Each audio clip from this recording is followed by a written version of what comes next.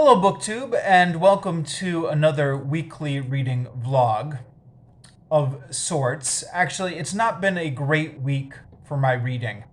And I know I'm becoming a little bit predictable on that score, a bit of a broken record. I've started off the last few weeks by saying that. But boy, this week I really felt it. It was just one of those weeks where I felt like I had a ton of things to do, was always busy so I couldn't get ahead of anything, and was just feeling tired all the time. And that's multiple things, and I'm going to stay intentionally vague here, not that any of it is really juicy or sensitive or anything per se. Just a policy I have about trying to keep work and personal life off of this YouTube channel as much as possible, but busy at work, busy with the personal life, number of things, renewing the work permit, getting taxes in order, stuff like that. And the baby. The baby has been keeping us busy, and this is we've got a 3-year-old now and a baby, and when it was just the 3-year-old, we were busy, as any parent with a 3-year-old can tell you. But the wife and I were able to tag team it. I'd say, okay, I need to get some work done. She'd say, okay, I can watch the kid for a bit. Now, somebody needs to be watching that baby all the time, and then somebody needs to be watching the 3-year-old all the time. You wonder how people do it. Well, they're very tired, obviously, and probably get very little reading done. Now, that being said, did I waste some time this week? I did. I wasted some time on Facebook and Twitter, doom scrolling, stuff about climate change and the war in Ukraine and all that kind of stuff. There was time there. Theoretically, I could have. I would say I could have converted it to reading, but actually, reading would not have been the most obvious choice to convert it to this past week. There are other things I'm behind on. Behind on some of my marking and stuff like that I should have converted that to. I think this gets to something I've been apologizing for a lot on this channel, which I've known for a while now, is I'm not a real reader in the sense that a lot of people on BookTube are readers. A lot of people on BookTube just breathe books.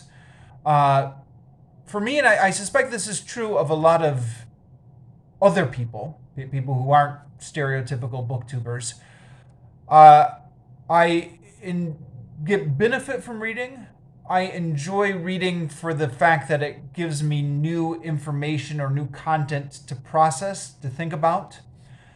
But it's an effort, something I've got to sit down, make myself focus on. It's not the first thing I do when I wake up in the morning when I'm still getting my bearings. It's not something I escape into at night when I'm tired. I think that's true of a lot of us, perhaps even some of us on BookTube. But it's certainly a lot of people on BookTube are people who will just go to books as like their natural thing. So that's also slowing me down. And I think I said this last week. If I didn't say this last week, I meant to. I'm sure I've said this in weeks past, but I've gotten to the point now where I'm juggling too many books. This happens to me every once in a while. This happens to me frequently, actually. I always get bored with the book I'm reading and think, okay, I'll just start a new book, and I always have. I'm always very optimistic at the beginning. I'm like, yeah, sure, I can fit in another book in my weekly reading schedule. I'll just read twice as much. I can do it. and that lasts for like 2 days. The majority of the stuff I read this week was from 2 books. The Complete Stories of Oz, largely because I'm on a deadline with this one. I've got doing this as a buddy read with Dane Reads, and we agreed to read an Oz book every 2 weeks, which I'm not going to make. I'll email Dane privately or something. And then the Return of the King, because this is the only small book in my currently reading. So it's the book that I take with me to work and read during lunch break and stuff like that. So let's do Return of the King first. I read 18 pages from page 1352 to 1370. Sorry, 13 meaning 1,352. Now, those page numbers, as I've mentioned in the past, are because the page numbers keep being cumulative all throughout the trilogy. So this volume starts on 977. And as I mentioned last week, I've actually finished the narrative. I'm in the appendixes. I actually had this book with me at lunch break at work yesterday, and a coworker saw it and commented on it. Said, "Oh, right, you're reading Return of the King," and I said, "Yeah, it's one of those books I really should have read ages ago, but I'm just getting to it now." I said I'm on the appendices. I said he had read it, of course. Seems like everyone has read this book. And I asked him, are the appendices required reading? And he's like, well, no. He's like, but they're fun. And it is kind of interesting. I didn't think I would say this, but getting into the lore of Middle Earth and where the kingdom of Numenor comes from and where the king of Gondor comes from and how the kingdom of men is split into 3 different kingdoms. And this is all lore that's hinted at all throughout the Lord of the Rings trilogy, talking about the ancient kings of Middle Earth. But now we're finally getting a history of it at the back. Now, some of this does get a little bit confusing. There's some genealogies in here, and since I'm currently working my way through the Old Testament, one of the things you notice about the Old Testament genealogies is it'll be like so and so gave birth to all these people, and it's very hard to focus on all those names. Your mind just kind of your eyes kind of glaze over as you're reading through those names. And then one of those names will become important like 2 paragraphs later. You're like, okay, wait, who was this? Okay, now I've got to go back and look and see where in that genealogy this person came from. Some of that is going on in here. Perhaps that's even intentional because Tolkien was a famous scholar of medieval German manuscripts or something like that. There's other things where I'm a little bit confused about. Some of this is spatial. He's talking about a lot of east, west, south, describing things, and there are maps in the back, but it sometimes is a little bit confusing which map you're referencing. And besides this history, I mean, these maps are supposed to be current when the Lord of the Rings trilogy begins, but this history is beforehand. But so what I'm trying to do is something that I've been following, a policy that I've been following all throughout the Lord of the Rings, is if there's a passage that's relating to the lore, and I don't completely understand it, I don't waste too much time on it. I just keep going. And I'm doing that with the appendices as well. The lore is interesting, and the world building is, of course, what people love Tolkien for. One of the things. It's interesting though that as you're reading the narrative of the Lord of the Rings, the world building is very much in the background. So they're passing some of these ancient statues of kings on their journey. There are some references to it. But by and large, I felt like the book was very bound in the here and now. Or, if anything, Tolkien's obsession seemed to be describing landscapes that the characters were traveling through, not emphasizing the history of the lore. But that's what we're getting in the appendices. And be curious maybe one of these days to track down the Silmarillion or some of Tolkien's posthumous, is that how you pronounce it?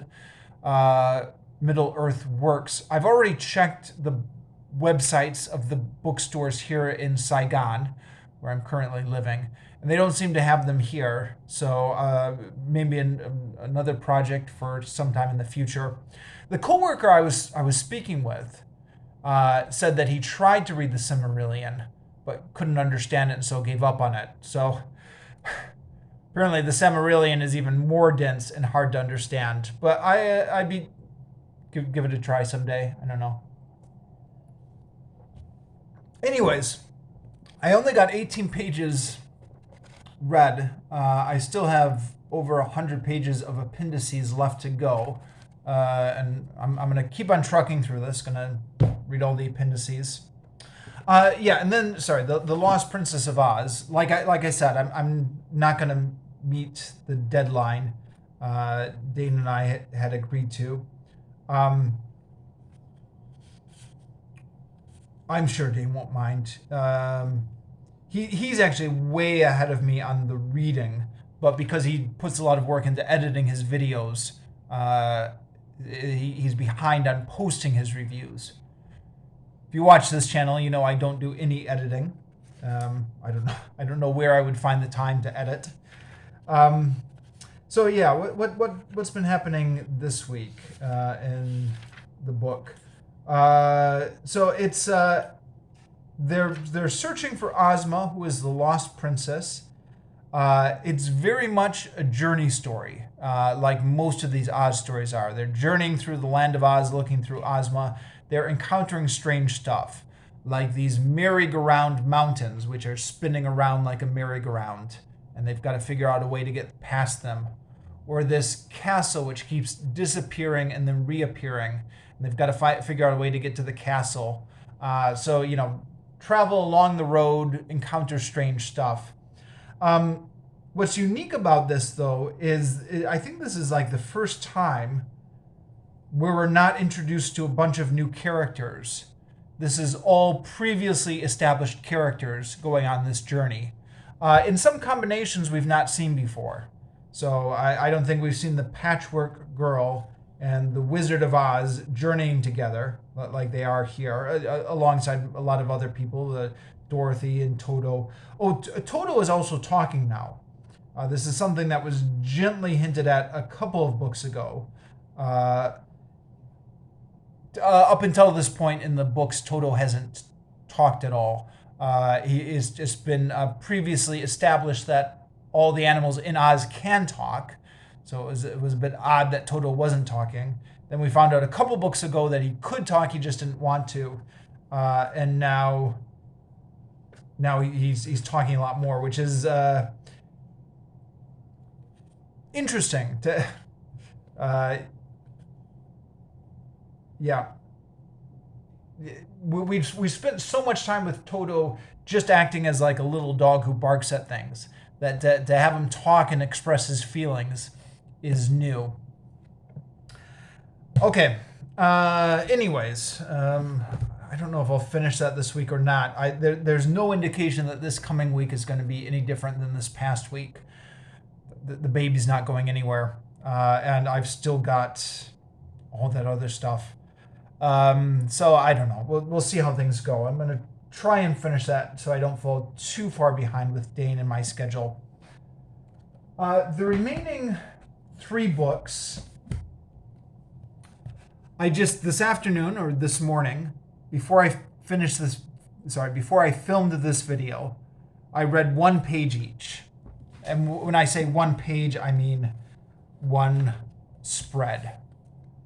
So the left-hand page and the right-hand page, and then move the bookmark over one notch, which is what I've decided I'm going to do with any books I'm currently reading. I don't want to go like,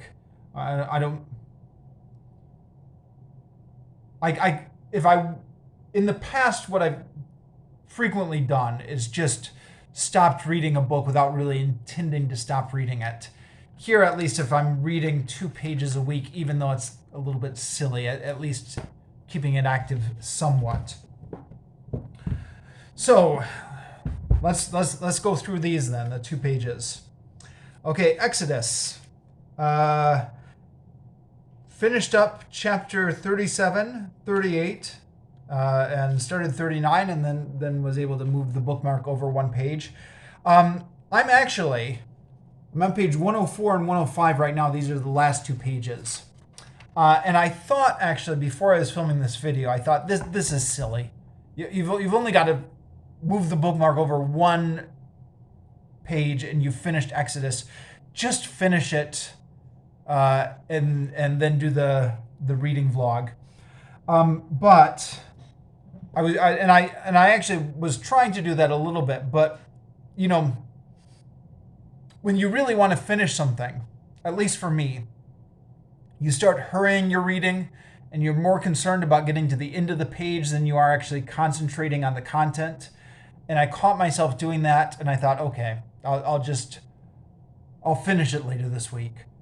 Just 2 pages.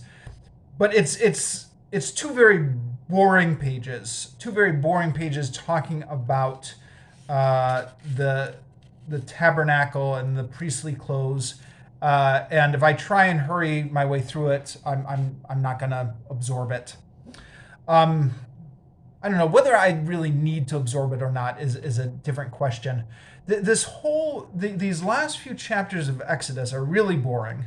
They're talking about the construction of the tabernacle and the altars and the ceremonial lamp and the table and the priestly garments. And these were all things that earlier in Exodus, God had told Moses, make it exactly like this. Make the tabernacle exactly like this. Make the altar exactly like this. And then God had told Moses a bunch of other stuff. And then we had the whole golden calf incident interrupting the narrative. But now it's being built by these 2 builders. Bezalel, son of Uri, son of Hur, of the tribe of Judah, and Oholiab, son of Ahisamach, the tribe of Dan. So it's repeating, as far as I can tell, almost word for word. I've gone back a little bit and checked the same instructions earlier, only now it's made into the past tense. So instead of God saying, make the altar 2 cubits high and 1 cubit wide, it's saying he referring to the builder, I think, although that he is a little bit confusing. He made it 1 cubit high and 2 cubits wide. The order is different. So the order they're reporting the construction on is different than the order God gave the instructions in terms of what to make when. So, for example, when God was giving the instructions, we had the altar of the Holocaust, then the court, then the oil for lamps, then the priestly garments. But here, when they're doing it, they have... Yes, some of this is the same and some of this is out of order. Actually, I picked a bad example because it looks like altar of Holocaust, then the bronze basin, then the court of the tabernacle. Then there's a digression to talk about the amount of middles used. but basically the same things. And as I've mentioned last week, when I'm reading about the construction of the tabernacle or the construction of the altar, I just really have a hard time visualizing it. And then because I have a hard time visualizing it, my attention just immediately starts wandering. I don't know if this is a bad habit I acquired over time. Too little time reading, too much time on Facebook. But I do vaguely remember the same frustrations when I was in 7th grade and I was reading through this. Maybe it's just me. Maybe I'm just bad at spatial descriptions. Or I don't know. Let me know what your experience is reading through Exodus. There's also an interesting little footnote here. The Jerusalem Bible has some interesting footnotes. I grew up in the NIV when I was young. And so there's a footnote here on chapter 38. It's talking about how the Levites were commissioned. The account drawn up by the order of Moses, the work of the Levites, under the direction of Ithamar, son of Aaron, the priest. And the footnote says, this is a late addition. The Levites were not yet established at this time. And I thought,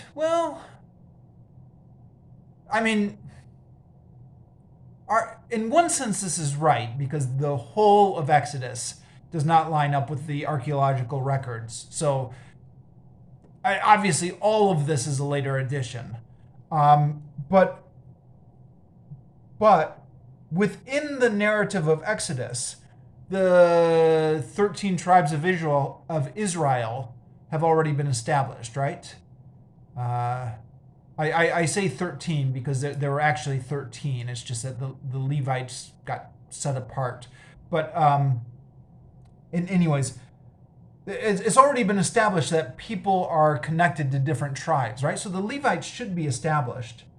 But then it says, later in the same sections, references are made to a tax which had not yet been imposed, and a distinction between 2 shekels, which had not been made.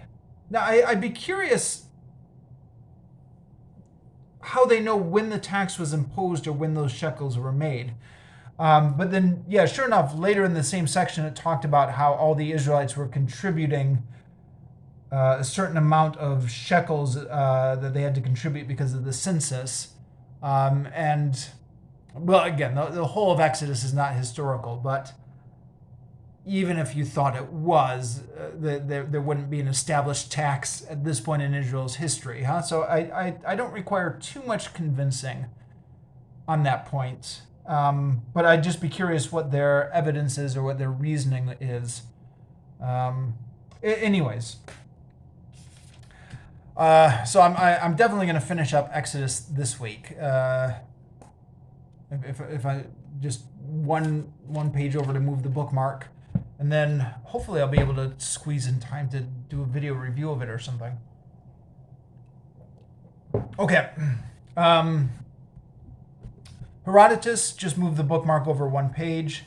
Still reading about Xerxes' army marching into Greece. Same point I left off last time. The grammar book, the reference pronouns. There's actually a few interesting things in here. It's talking about some of the uses of this. It says, by and large, the pronouns don't cause that much confusion for people learning English, because English actually has a relatively simple pronoun system compared to other languages.